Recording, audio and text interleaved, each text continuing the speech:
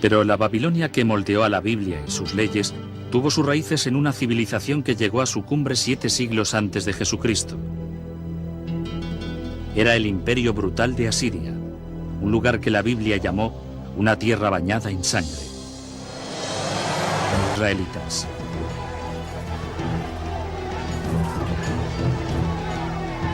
En el segundo libro de los Reyes, los israelitas se lamentan.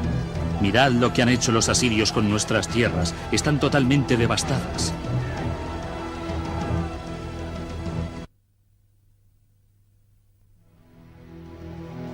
Los asirios eran súbditos de reyes despóticos.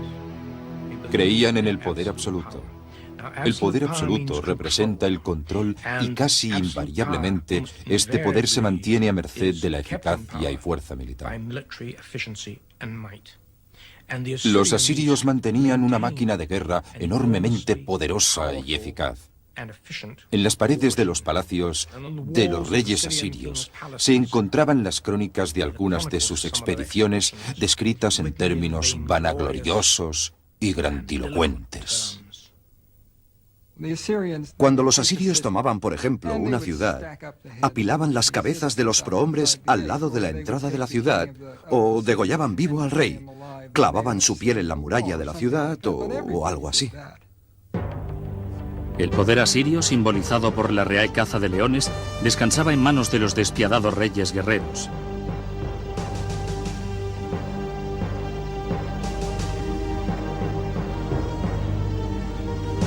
Incluso la Biblia muestra su admiración. El asirio. Cuantos estaban a su sombra entre las naciones y auxiliares. Cuando la ciudad de Roma se encontraba en su infancia, Asiria era el imperio más grande del mundo. Durante más de 1000 años, los detalles sobre la civilización asiria eran escasos. Ni siquiera se conocía su gran capital, Nínive. Pero en 1852, estas ruinas fueron exploradas por el arqueólogo británico Austin Henry Layard. Lo que Layard encontró aquí, en el norte de Irak, era el Palacio Real de Nínive, un tesoro impecable de la civilización asiria.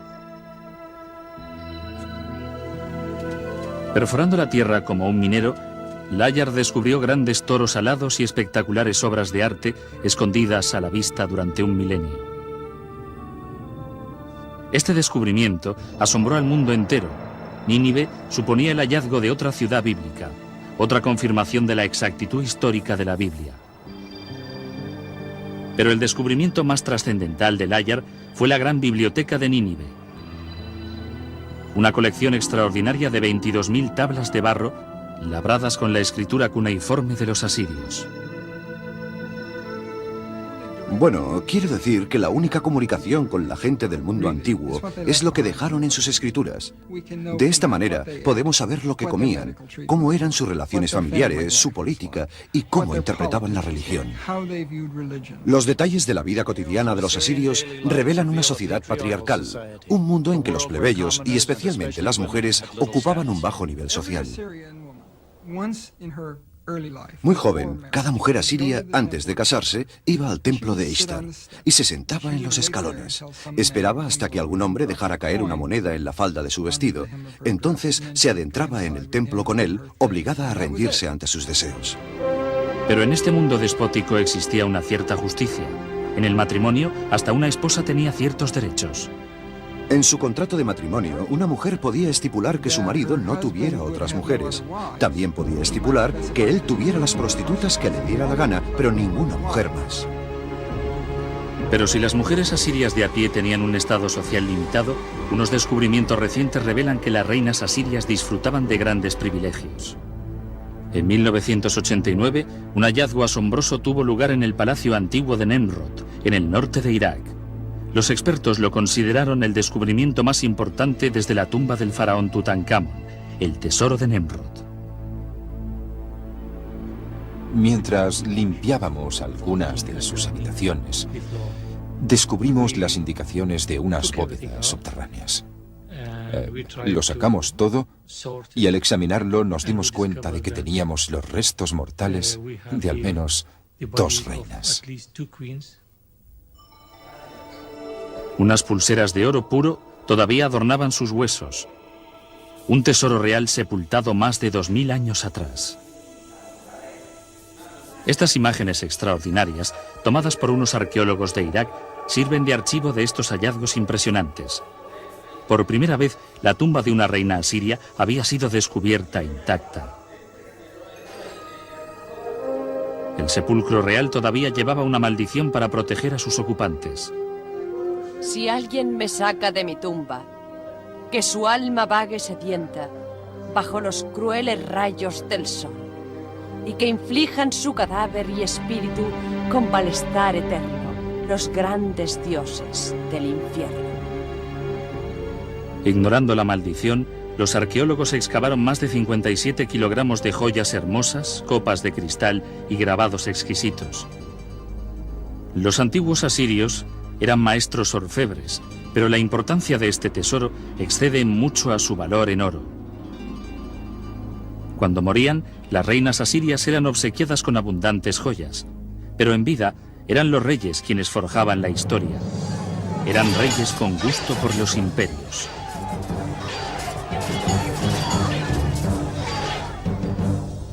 En el año 701 a.C., el rey Sanerib y su ejército atravesaron el desierto hacia el mar Mediterráneo. Los bravos asirios se empeñaron en conquistar todo lo que encontraron en su camino. Las ciudades de Judá, incluso Jerusalén, y su rey desafiante, Hezequía.